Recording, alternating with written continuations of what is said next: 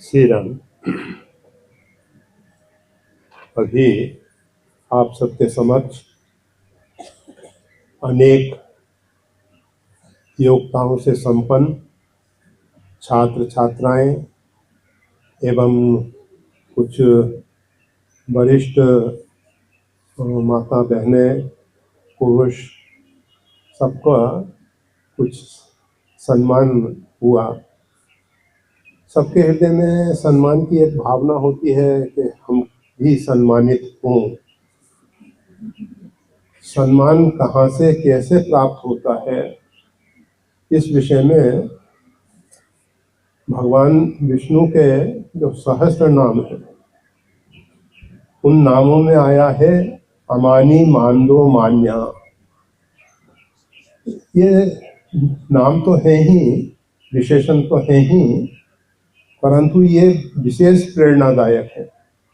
आप सबको शायद मालूम होगा, भगवान शंकराचार्य ने, आदिगुरु भगवान शंकराचार्य, उन्होंने प्रथम भाष्य विष्णु सहस्त्र नाम पे लिखा।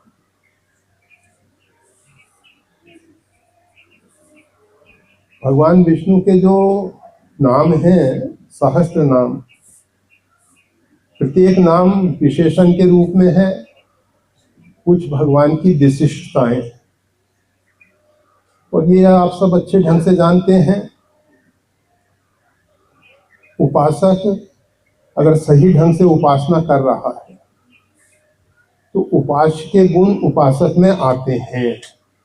अगर हम भगवान नारायण की, भगवान श्री राम की, भगवान विष्णु की अथवा भगवान शिव की, आंजनेय हमारे सामने है, श्री आंजनेय की किसी भी रूप में किसी भी प्रकार से आराधना उपासना करते हैं तो उनके जो विशिष्ट गुण हैं वो हमारे अंदर प्रवेश कर जाते हैं। प्रारंभ में कोशिश की जाती है देवम भवेत् देवम यज्ञ, पहले अपने अंदर देवत्व लाएं, फिर देवता की उपासना करें।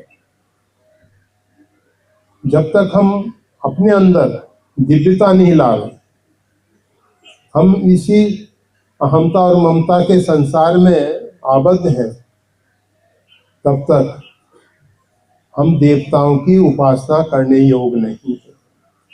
देवताओं की उपासना करने में हम सबको अहमता और ममता का त्याग बहुत आवश्यक है। जब तक अहमता और ममता का त्याग नहीं किया जाता, मैं और मेरा, ये जो अहमता और ममता है, एक अतिशय दुष्टरूपा जो भगवान की माया है, एक जो बहुत दुष्ट माया है भगवान की।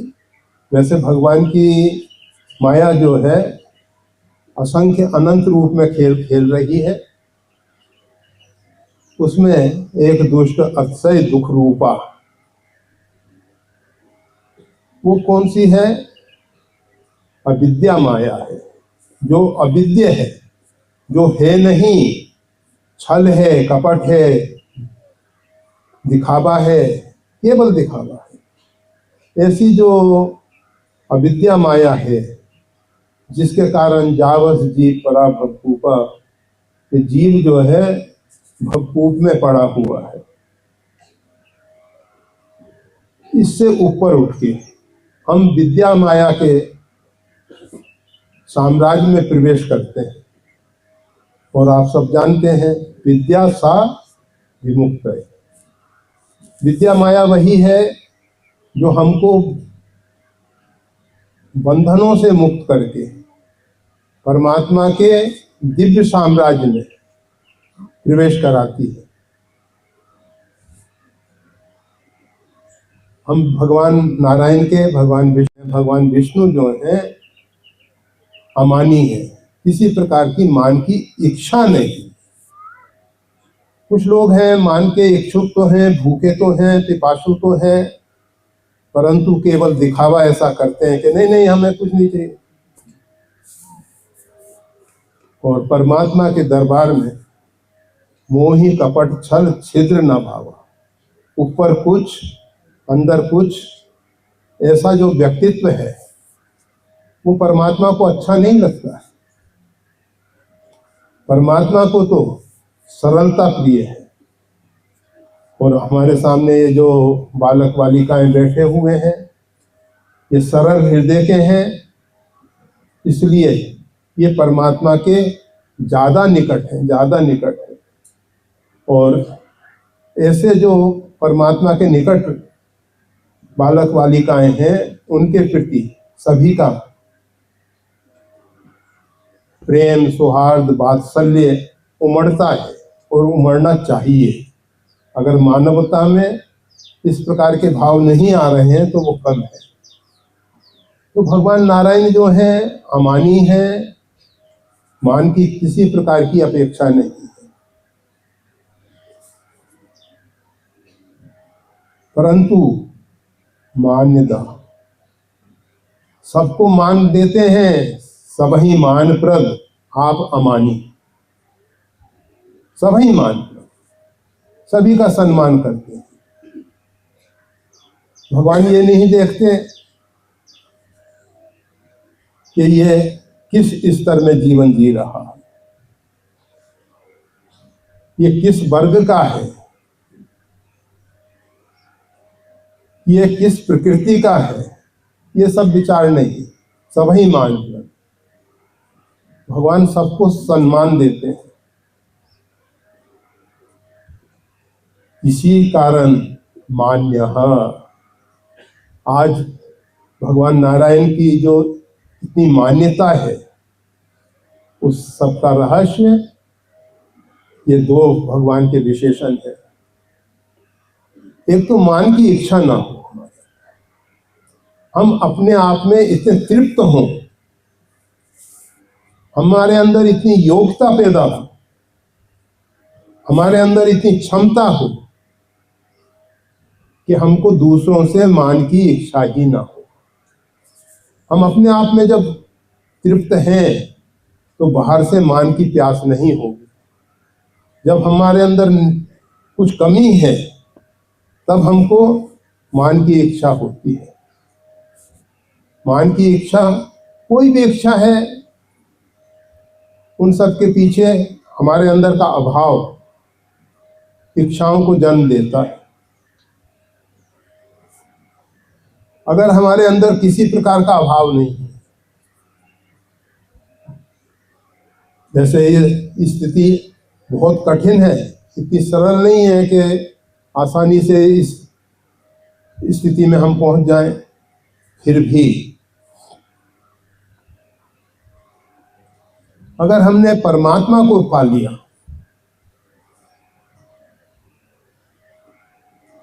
परमात्मा को पाना कोई कठिन नहीं है। ये जो बालिकाएं इत्यादि हैं, कभी कभी भजन गाती रही हैं पहले से, मुँह को कहाँ ढूंढे रे बंदे, मैं तो तेरे पास में, कबीर साहब का भजन है। उस परमात्मा को खोजने के लिए कहीं भी हमको भटकना नहीं। परमात्मा हमारे इतने निकट हैं कि परमात्मा और हम दो नहीं है, दो नहीं, इतने निकट हैं। निकटता की जो पराकाष्ठा है, जीव और परमात्मा ब्रह्म जीव इव सहज संघाती। ब्रह्म और जीव एक ही हृदय रूपी गुहा में है।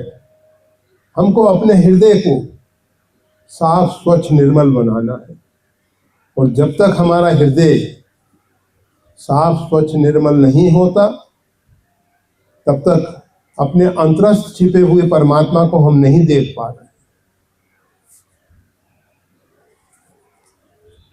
भगवान शंकर ने पार्वती जी से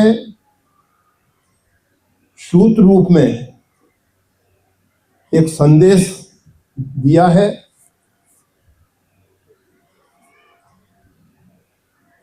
वे दया के पात्र, मुकुर मलिन और नयन विहीना, राम रूप देखें किम दीना। जिनका हृदय रूपी दर्पण विषय रूपी काई से मलिन हो गया और जिनके पास दृष्टि का अभाव है, राम रूप देखें किम कीना, वो दया के पात्र परमात्मा श्री राम को कैसे देख सकते हैं। तो हमको अपने अंतःकरण को शुद्ध करने के लिए साधना करनी होती है। परमात्मा को प्राप्त करने के लिए साधना नहीं है, साधना है अंतःकरण शुद्धि की। और शुद्ध अंतःकरण में परमात्मा प्रत्यक्ष प्रकट दिखाई देते हैं। हम सबको कोशिश करनी है कि हमारा ये जो हृदय इतना मलिन हो गया है, काई विषय मुकुर मन लाग, हृदय रूपी दर्पण पे ये विषयों की जो काई लग गई है, इसको साफ करना है। उपाय तो सरल है। हम रोज हनुमान चालीसा में बोलते हैं, श्री गुरु चरण सरोज रज निजमन मुकुर सुधार। अपने हृदय रूपी दर्पण को साफ करने के लिए श्री गुरु चरण की जो मृदुल रज है, कोमल रज है, उसकी आवश्यकता है। रज के प्राप्त करने वाले वही सौभाग्यशाली हैं जो निरहंकारी हैं। आपको बताया है, श्रीमद् भागवत में एक बड़ा सुंदर प्रसंग आता है। भगवान श्री कृष्ण ने यमुना जल को निर्मल करने के लिए एक लीला रची है। यमुना जी में, यमुना जो है करम कथा रवि नंदन वर्णी। यमुना क्या है? कर्म कांड की धारा है। इसमें अहंकार रूपी कालिया नाग आके निवास करता है और ये जो कालिया नाग है उस जल को अग्राह्य बना देता है। उस जल के ऊपर से उड़ने वाले पशु पक्षी, निकलने वाले पशु पक्षी अपनी जीवन लीला तत्काल समाप्त कर देते हैं। इतना विषैला है वो। ये अहंकार बहुत विषैला है।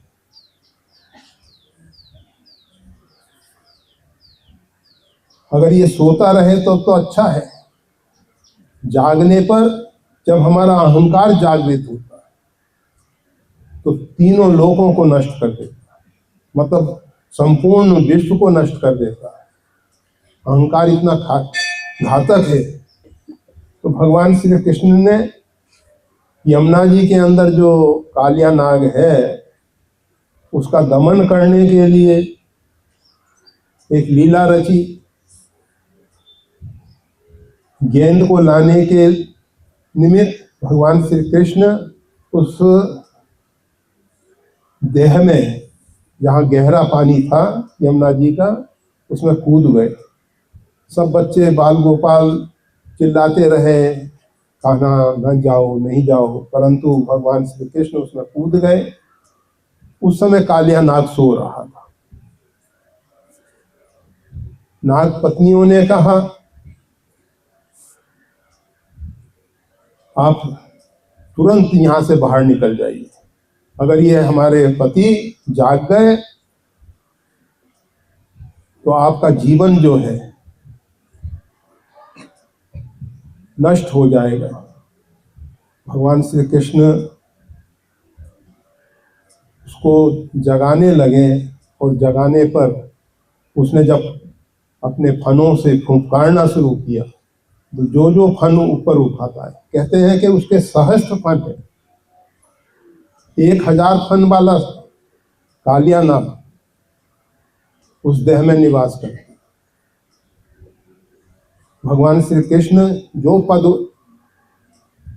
उस फन ऊपर उठाए, पद से उस पे अपना चिन्ह अंकित कर दें।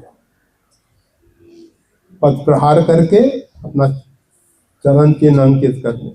इस प्रकार से भगवान ने ये हमारे चित्त की जो हजारों वृत्तियां हैं उनमें अहंकार रूपी कालिया नाग का फन है, और जब उसके ऊपर भगवान के चरण चिन्ह अंकित हो जाते हैं तो वो वृत्ति जो है हमारे लिए घातक नहीं रहती। उसका जो विषैला स्वभाव है वो बदल जाता है। चित्त की वृत्तियों में परमात्मा के साथ संबंध हो, परमात्मा के साथ जुड़े, इसके लिए साधना है।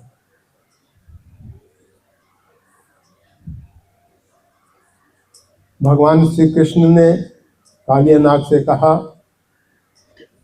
अब तुम इस द्वीप को छोड़ के, इस देह को छोड़ के, इस जलाशय को छोड़ के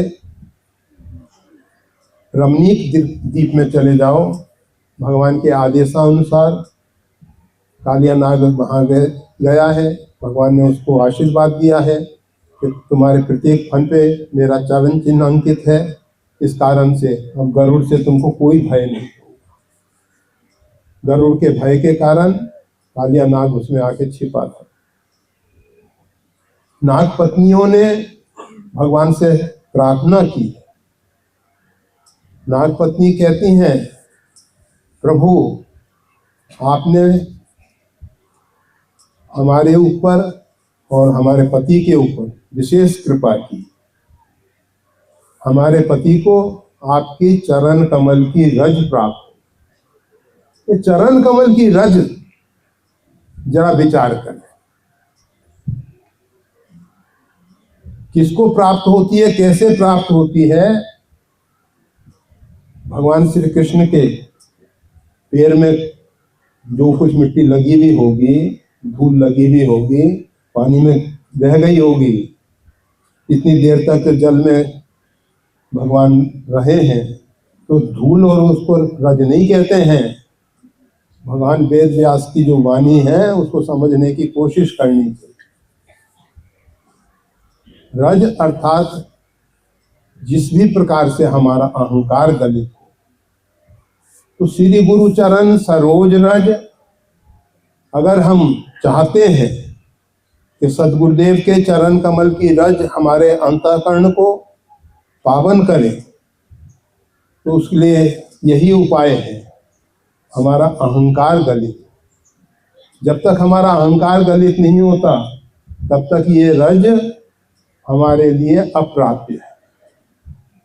इस रज को जब भी हम पाएंगे जब हमारा अहंकार गलित,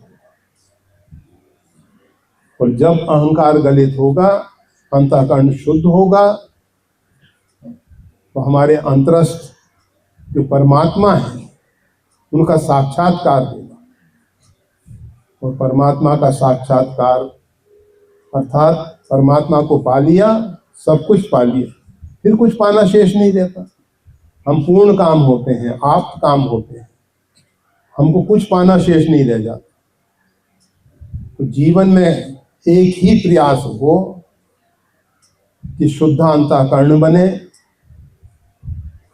हम अमानी हो, सारे संसार में सभी को बिना किसी भेदभाव के मान सम्मान दें,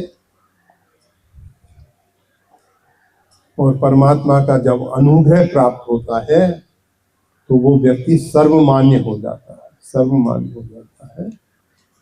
आज बस शनिवार है, वैसे 2 बजे तक का ही समय रहता है हमारा, परंतु समय थोड़ा ज़्यादा हो रहा है। और बस ये सब हमारे भावी कर्णधार बाल गोपाल आप सब उपस्थित हैं।